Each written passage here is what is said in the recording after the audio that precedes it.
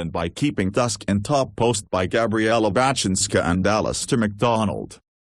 Brussels, Reuters. The leaders of the European Union delivered a withering snub to Poland's right-wing government on Thursday by steamrolling its objections and reappointing former Polish Premier Donald Tusk to chair their summits.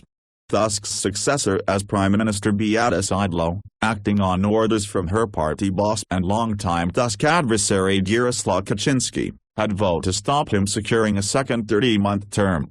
But the other 27 leaders wasted no time in moving to a cold-blooded vote in which she was the lone objector. Warsaw portrayed the issue as one of fundamental principle, in which vital national interests had been ignored by a Brussels machine dominated by German diktat. Its crushing defeat showed how far the biggest of the ex-communist states that joined the EU after the Cold War appears isolated, even in Eastern Europe.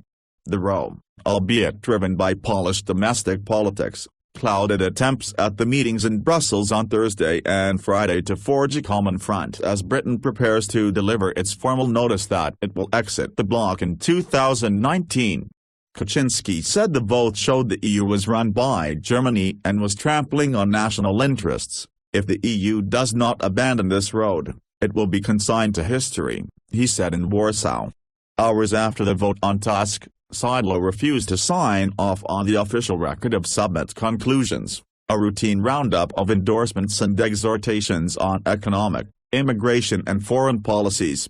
It was signed by the other 27, however, and EU officials said Poland's rejection did not affect the outcome. Szydło had first tried to get the other leaders to postpone a decision on Tusk but found no backing. They gave her time to repeat her reasons for withholding her support, citing Tusk's criticism from Brussels of her government's policies many in the EU see as a threat to democracy. But Maltese Prime Minister Joseph Muscat, who holds the rotating EU chair, moved swiftly to record a 27-1 vote to reappoint the 59-year-old Tusk. Tusk had left the room during the discussion and was clapped back in by all but Szydło, according to people who were present. He will play a key role over the next 2 years in overseeing Brexit negotiations with London. Prime Minister Theresa May was attending her last summit before launching the process. Tusk, who led a centrist government for 7 years until 2014, offered an olive branch to Szydło, telling the council in broadcast comments that he would work with the leaders without any exceptions, because I am committed to European unity. He urged Warsaw to be reasonable and not burn bridges with EU allies and said he would work to avoid its isolation.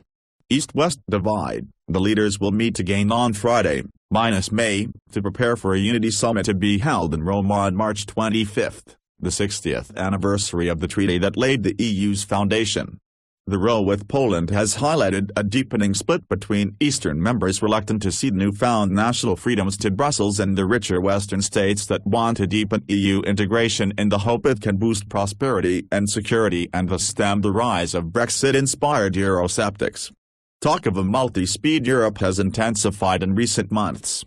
Germany's Angela Merkel and other leaders say allowing willing states to pull closer together is crucial to the EU's survival, but worry Easterners fear they could be left behind. Tusk said leaders agreed to press ahead with free trade pacts despite protectionist tendencies elsewhere, a reference to concerns about new U.S. President Donald Trump. They also pledged continued support, and possible EU and NATO membership, to Balkan states where they are worried about growing influence from Russia. NL5N1 GM73. The leaders also reviewed plans to curb illegal migration from Libya to Italy, as numbers crossing rise.